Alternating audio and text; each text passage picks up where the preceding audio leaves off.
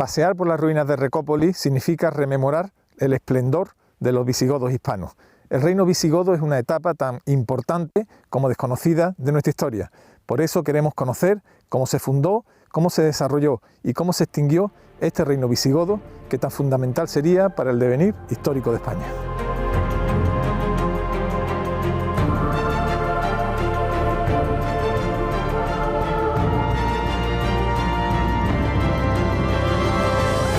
Arqueomanía.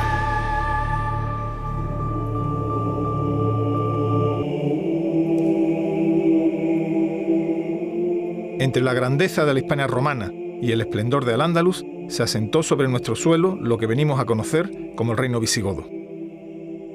Los visigodos gobernaron la antigua Hispania durante 2 siglos, hasta que en el 711 cayeron derrotados en la batalla del Guadalete. Este reino visigodo sería la correa de transmisión entre la Roma agonizante y el inicio de la Hispania musulmana, siempre bajo la atenta mirada de los emperadores de Bizancio, que aspiraron a recomponer el antiguo Imperio Romano. El Imperio Romano experimentó bajo el gobierno de los emperadores hispanos el máximo desarrollo económico, urbanístico y el non plus ultra de la extensión de sus limes. Trajano hizo el imperio más grande que ningún otro emperador, Adriano, más brillante y pacífico, y Marco Aurelio, sin duda, más profundo. 60 millones de habitantes y fronteras distantes en 5.000 kilómetros. Eso era el imperio en su apogeo, y una idea existencial que se apuntalaba en las grandes ciudades: el ludus, el culto imperial, los impuestos, el derecho y, sobre todo, las legiones. Sin olvidar a los valerosos ingenieros que construyeron puentes como este, cerca del Éufrates, en la frontera con el Imperio Parto. Fue por orden de Séptimo Severo. La Legio XVI Flavia Firma se encargó de su construcción y custodia a finales del siglo III. Su arco principal alcanza los 34 metros de altura sobre el arroyo Chabinas. Estamos a 3.000 kilómetros de Roma, lo que da una idea de la fuerza y determinación de los emperadores del Tíber. Y como desde siempre ocurriera con los grandes imperios, tras el esplendor llegaría la decadencia. Roma, incapaz ya de defenderse por sí misma, comienza a reclutar ejércitos bárbaros.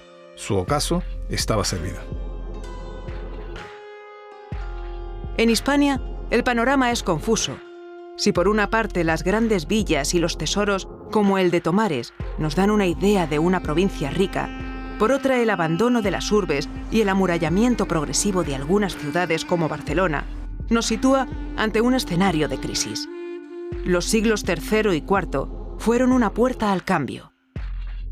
Es una crisis fundamentalmente política, una crisis política en la que hay diversos elementos que quieren ocupar su espacio de poder, y una crisis política además acuciada por lo fundamental que es la economía. Entonces, esos traslados de determinados domini, de determinados aristócratas al campo o desde la ciudad, no responden sino a un elemento de supervivencia y de ocupar cotas de poder. El cristianismo hace aparición en lugares como Ceuta, donde se encuentra la primera basílica de España, o Cástulo, donde sus colecciones litúrgicas son de un gusto y una finura inigualables. Hay un gran conjunto de personas de diversas culturas que se están empezando a mover por toda Europa. La reforma del ejército romano fue profunda, cambiando su aspecto y gestión. El conjunto de aditamento, armadura, espada de los milites se conoce como panoplia, y las panoplias fueron evolucionando a lo largo de los siglos. De esa vestimenta sobria de la época republicana fue enriqueciéndose, adornándose, hasta llegar pues a una realmente casi a la panoplia barroca del tardo imperio. Tengo en mis manos un casco adornado con piedras semipreciosas, pero esta evolución no solamente se da en los cascos o en la armadura, sino también en las espadas. De la espada corta de la época republicana, pues se pasa ya a la espata, a una espada de tamaño importante, y se hace pues claramente por motivos militares. Cambia la forma de hacer la guerra, cambian las panoplias. Roma se agota y el mundo clásico muere. Sus soldados ya adoptan un aire medieval, pero las legiones ya no son ni sombra de lo que fueron. Roma además se ensarza en una serie de guerras civiles que hace que una de las facciones inviten a entrar en la península a suevos, vándalos y alanos. Roma, incapaz de defenderse ya con sus propias legiones, invita a otro pueblo bárbaro aún más poderoso, los visigodos, que entran en el territorio romano no como invasores, sino como fuerzas mercenarias para defender a la propia Roma. ¿Estaba Hispania bien protegida? ¿Por qué entraron los visigodos y se hicieron con el poder?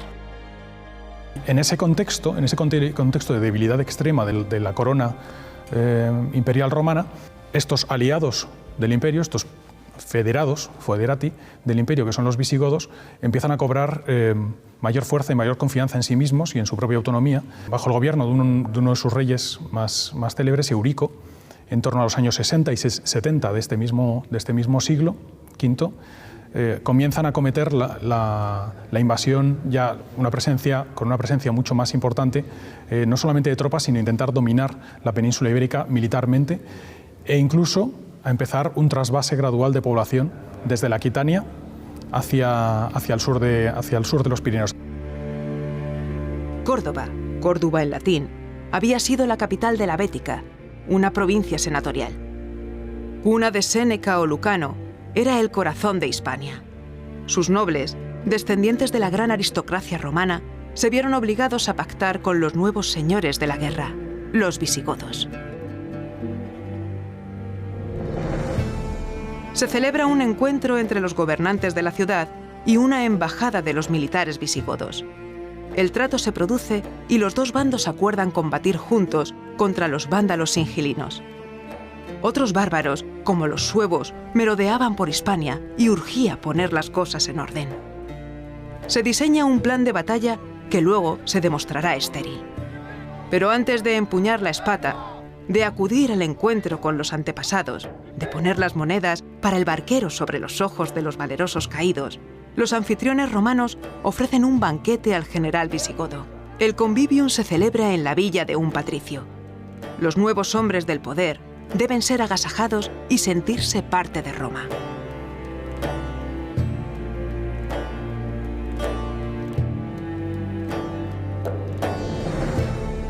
El reino de Tolosa, al sur de Francia, fue establecido por los visigodos sobre la Galia Narbonensis. Nimes, Arles o Narbona fueron las plazas principales de estos antiguos mercenarios del imperio. Esta región del país vecino estaba profundamente romanizada, como puede comprobarse aún hoy en día en sus vestigios de calzadas, sus anfiteatros o en los restos de actividad comercial.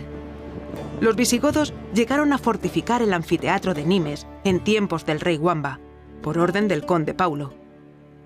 Pero su derrota en Boilé, en 507, los empujó al sur de los Pirineos. Entonces, decidieron establecerse en Toletum, en Toledo. Allí ocuparon el Castro y la Vega Baja. Los visigodos podrían haber elegido otra plaza con más entidad como Mérida, Emérita Augusta, gran centro político y religioso del momento, Córdoba o Hispalis, la actual Sevilla. No obstante, pusieron su capital en Toledo. La presencia visigoda en Toledo está recogida en la documentación escrita y en la arqueológica. ¿Qué elemento de cultura material sería más característico y más destacado de los que podemos disponer?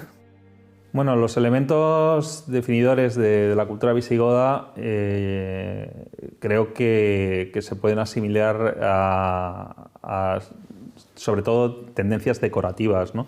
Tendencias que se asimilan sobre todo en la arquitectura, como puedan ser esos relieves de las columnillas o las pilastras o los elementos de altar, ¿no? Y también, muy importante, las tendencias decorativas en orfebrería y en toréutica. La toréutica, que es el arte del trabajo del metal, del bronce, ¿no? Especialmente. Influencias también tecnológicas, ¿no?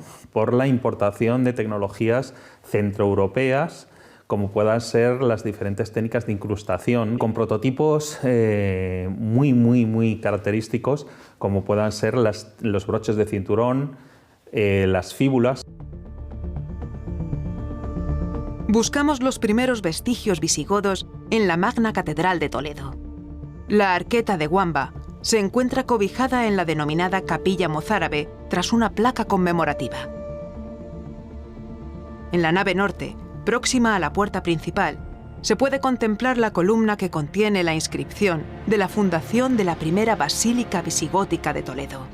Es una pieza única, testigo de toda una época. Y es que la cuestión religiosa iba a desempeñar un papel preponderante en el reino visigodo. Cuando llegaron, los visigodos ya se encontraban cristianizados y eran arrianos. A esa altura, la población hispano-romana era ya católica.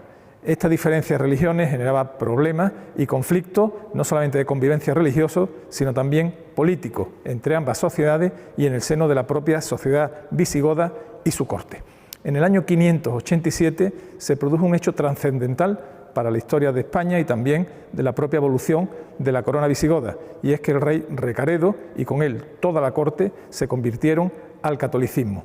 Esta conversión al catolicismo permitió una única religión en toda la península que aceleró la convivencia entre ambas sociedades.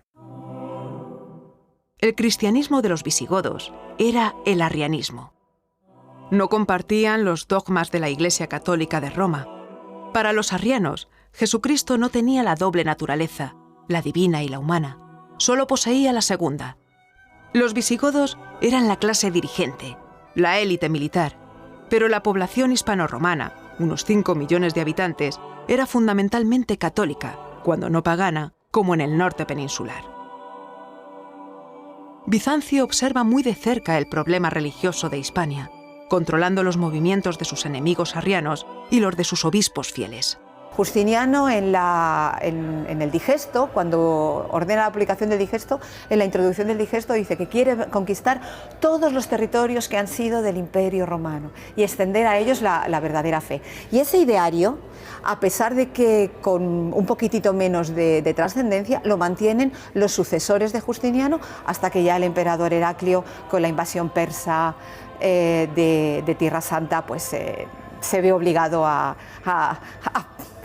olvidarse de este territorio.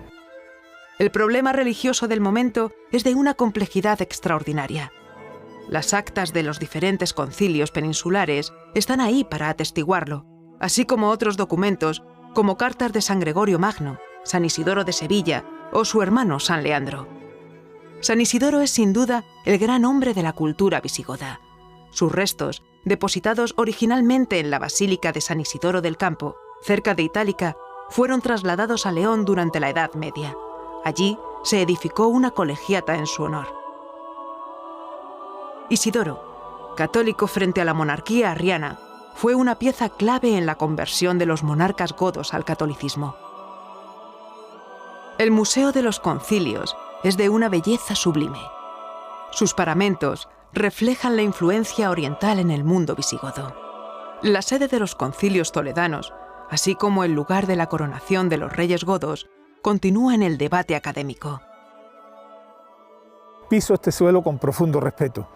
Me encuentro en el actual Cristo de la Vega, que fue desde la antigüedad pues la Basílica de la mártir Santa Leocadia, una mártir hispano-romana muy venerada en el mundo visigodo. Se sabe que esta basílica estuvo muy cerca del Palacio Real de los visigodos y además algunas fuentes apuntan con claridad que bien pudiéramos estar sobre el cementerio donde se encuentran enterrados algunos de sus principales reyes. Quién sabe si en estos momentos estoy pisando la sepultura de estos monarcas que cambiaron para siempre la historia de España. La Vega Baja es uno de los espacios con mayores posibilidades arqueológicas de la ciudad de Toledo. El circo de época romana era la principal estructura de esta llanura cargada de historia. Aquí, los monarcas visigodos y su curia eclesiástica establecieron algunos de los hitos monumentales de la capital del reino. La monarquía visigoda tenía carácter electivo. El rey era una suerte de primus inter pares, y esto provocó diferentes tensiones sucesorias durante la mayor parte del reino visigodo de Hispania. La monarquía visigoda es electiva, es decir, la corona no se hereda, sino que el nuevo rey es nombrado por los nobles y obispos. Este sistema generaría grandes conflictos a lo largo de la historia. Me encuentro en Guamba. En esta localidad de Valladolid, en el año 672, tras la muerte de Recesvinto, fue coronado rápidamente Guamba. Wamba sería el último gran rey de los visigodos, porque tras su muerte comenzaría la decadencia del reinado. El intento de Leovigildo, y lo consigue en parte, es crear una estructura dinástica. En el fondo él lo que está es intentando emular y imitar a su gran rival y la gran superpotencia mediterránea, Bizancio. La segunda parte de la época visigoda es un estado menos potente, está ya llegando el mundo medieval, la feudalización europea, y ya el rey no llega a serlo tal, pero empieza a ser un primus inter pares. Cuenta la leyenda que como agradecimiento a una milagrosa curación, gracias a las aguas de una antigua fuente, el rey Recesvinto ordenó erigir esta iglesia, que hoy conocemos como la Basílica Visigoda de San Juan de Baños y que es la más antigua de toda España. Pero el rey también pasó a la historia por haber aprobado el Código de Recesvinto, por el cual logró unir las dos tradiciones jurídicas de godo e hispano-romano en un único corpus legal para toda la España visigoda. La imagen más icónica del reino visigodo es sin duda la de sus coronas votivas. El tesoro de Guarrazar está actualmente dividido en diferentes museos. En París, en el Museo de las Termas de Cluny, se encuentran algunas piezas, así como en el Museo Arqueológico Nacional de Madrid. Estas obras tienen una profunda simbología y la orfebrería empleada en su construcción es muy sofisticada. Otra cosa es el contexto y la historia de su descubrimiento. Aquí apareció a mediados del siglo XIX probablemente el mayor tesoro de toda Europa de la época medieval, nada más ni nada menos que las coronas de los reyes visigodos. Sí, reyes visigodos, obispos, abades, etc. En total 23 coronas votivas, más una cruz procesional, varios cálices, etc. Fue un hallazgo de casualidad de una familia que venía por un camino que tenemos justo aquí a nuestra espalda. Pararon a descansar en la fuente que tenemos aquí, había habido una tormenta, vieron que había un reguero, había dejado una losa descubierta, la movieron, pues les llamó la atención y allí estaba el tesoro, ahí empieza toda la historia. El yacimiento de Guarrazar y su puesta en valor son páginas claves para comprender el relato visigodo en la península ibérica. Pero los visigodos no aprovecharon exclusivamente asentamientos urbanos romanos. También construyeron sus propias ciudades, algunas de extraordinaria relevancia. En Zorita de los Canes, en la provincia de Guadalajara, un yacimiento de 25 hectáreas, nada más y nada menos, nos sitúa delante del gran proyecto edilicio de los visigodos de Hispania. Hablamos de Recópolis.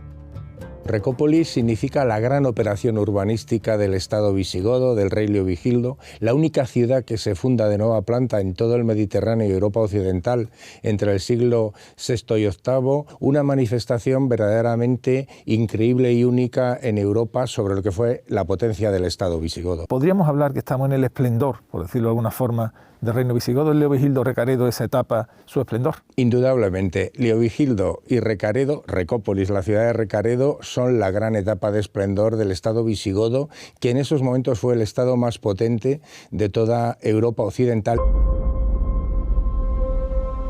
La situación de Recópolis, en el trazado de la antigua calzada entre Cartagena y Complutum, en la actual Alcalá de Henares, da una idea de lo anfibológica que era la realidad política y militar del reino visigodo.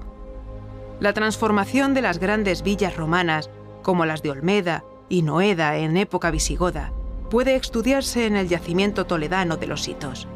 Un gran señor visigodo aposentó sus reales cerca del actual Orgaz. Nos hemos adentrado en la historia de los visigodos hispanos, no solamente gracias a la fuente escrita, sino sobre todo gracias a los muchos restos que nos legaron en forma de basílicas, de palacios y de ciudades. Desde este yacimiento visigodo de los Hitos, rodeado de enterramientos de visigodos arrianos y visigodos católicos, uno tiene la sensación de que aún nos queda mucho por descubrir y conocer de este sorprendente mundo visigodo, tarea ineludible de una arqueología que nos seguirá alumbrando con sus descubrimientos. La investigación arqueológica de los Hitos está ofreciendo nuevas y valiosas informaciones.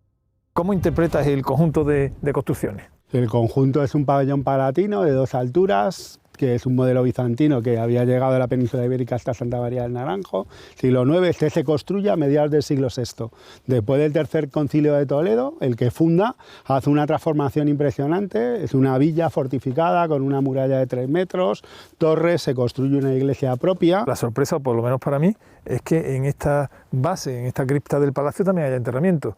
¿Cómo se explica que haya enterramiento en la iglesia y también enterramiento en el palacio, que en principio no es suelo sagrado? Pues después del Tercer Concilio de Toledo, la gran mayoría de la aristocracia se convierte al catolicismo y el que funda la iglesia se entierra allí, en su propia iglesia, en su iglesia privada, pero su clientela que sigue convertida al arrianismo, como por ejemplo sabemos qué pasa con la reina Goswinta, pues necesita enterrarlos en un lado, y lo vemos aquí, hay 24 tumbas y un enterramiento privilegiado en un sarcófago de alabastro. Tenemos aquí pues un enterramiento... Un enterramiento espléndido, magnífico, ¿no? Por tanto, debe ser un personaje principal.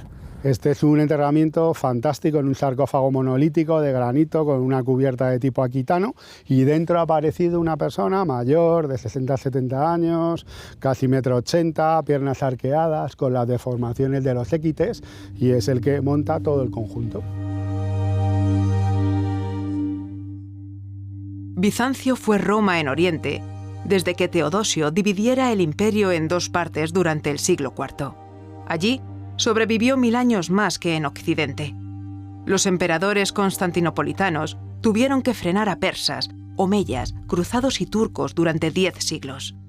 Al principio se sentían más fuertes y trataron de recuperar sus dominios occidentales.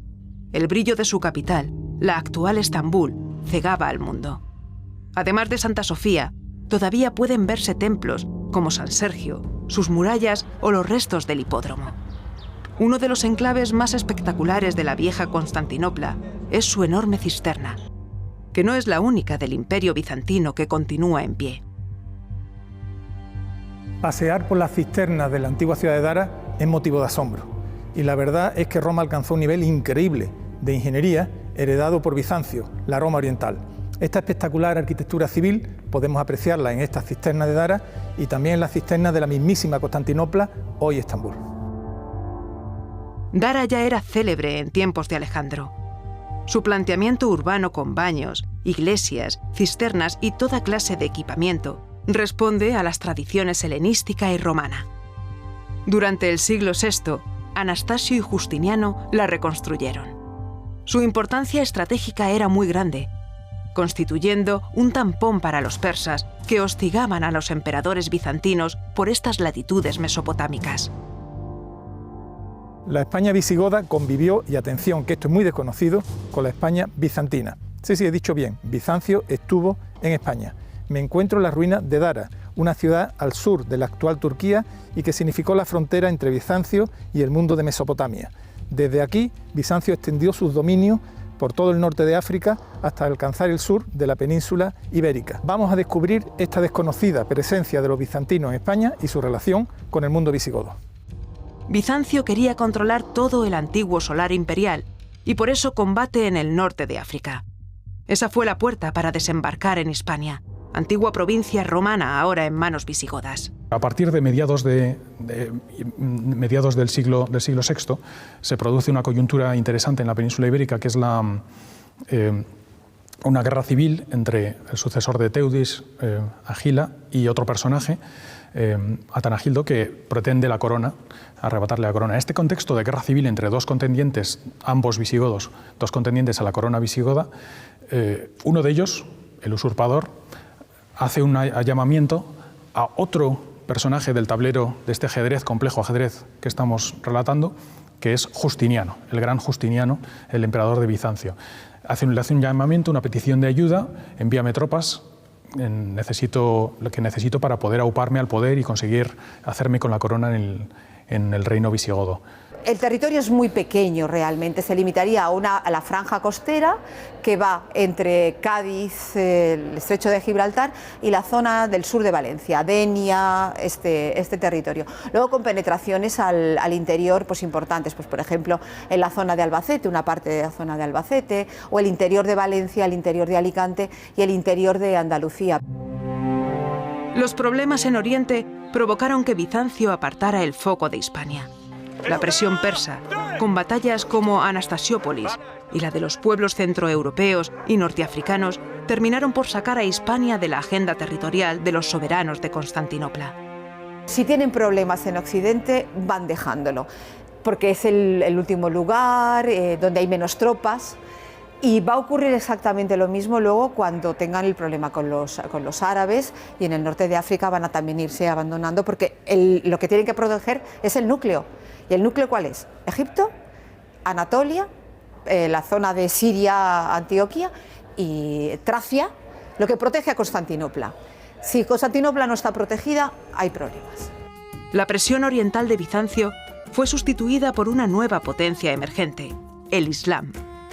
Los visigodos, pueblo satélite de Roma, fundaron su reino en Toledo en 507, tras diversos avatares. 200 años después, superadas varias querellas religiosas y políticas, fueron destruidos por un nuevo poder que llegaba desde el sur. Toledo siempre fue ciudad de nigromantes, de estrelleros y leyendas. La que se llamó durante mucho tiempo Pérdida de España, no podía dejar de tener su leyenda en la Toledo subterránea, en la Toledo oculta. Toledo es una ciudad que enamora con sus iglesias, sus mezquitas y sus sinagogas. Pero lo que el visitante no sabe cuando disfruta de la vista de esta ciudad es que bajo ella se esconde toda una Toledo subterránea, conformada por pasadizos, grutas, cisternas y aljibes. Estos espacios ocultos, enterrados, atemorizaban a sus habitantes y fueron fuente de numerosas leyendas. La más conocida se ubica aquí, en este lugar, en la conocida como Cueva de Hércules, y tiene mucho que ver con el final del reino visigodo de Toledo. Dice la leyenda que el rey Rodrigo, espoleado por la ambición y la curiosidad, quiso encontrar un tesoro aquí y profanó un espacio prohibido. Allí descubrió unos escritos que le vaticinaban el final de su reino en manos de unos jinetes que llegaban de Oriente. Al poco tiempo, el rey Rodrigo caería derrotado en la batalla de Guadalete. Moría el reino visigodo para dar nacimiento a Al-Ándalus.